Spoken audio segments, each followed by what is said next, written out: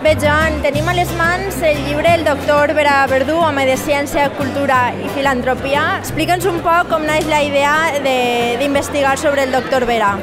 La idea va néixer a partir de la celebració de l'Assemblea d'Història de la Ribera, que se feia en el 2014 al Balat, i el tema monogràfic era la sanitat a la Ribera del Xúquer.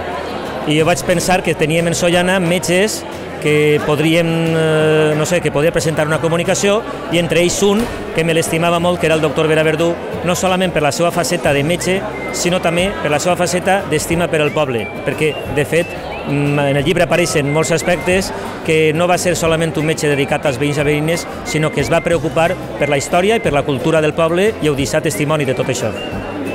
I què pot trobar el lector en aquest estudi? Pues el lector, conforme estic dient a algunes persones, poden trobar un trosset de Sollana. Un trosset de Sollana a través de la figura del doctor Vera Verdú.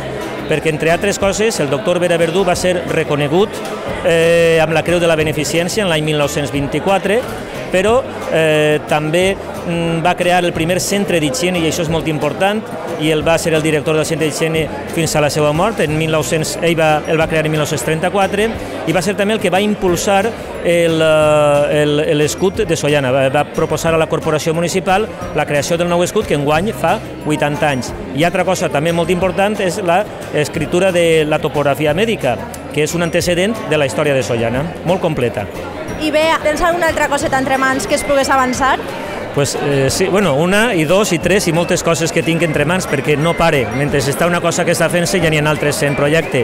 De fet, estem preparant un treball, la continuació de les bandes de música de Sollana, els últims 10 anys de la Societat Unió Artística Musical, i a través de l'UIAL anem a publicar un exemplar sobre algunes novetats sobre la lira infantil i sobre la Societat Instructiva Musical de principi de segle. Però a banda d'això, a nivell particular, estic fent un treball que pense que serà també molt bo i molt interessant quan estiga fet, que són sobre els carrers de Sollana, els noms dels carrers de Sollana, els que tenen ara, quina corporació els va donar aquest nom, en quin moment, i els noms que ha tingut al llarg de la seva història, i explicant-ho per què. Si no és que així, la qüestió és no parar. Molt bé, doncs enhorabona per la publicació i moltes gràcies. Gràcies també, especialment a vosaltres, perquè em consta la gran tasca que esteu fent de divulgació de tot el que fem.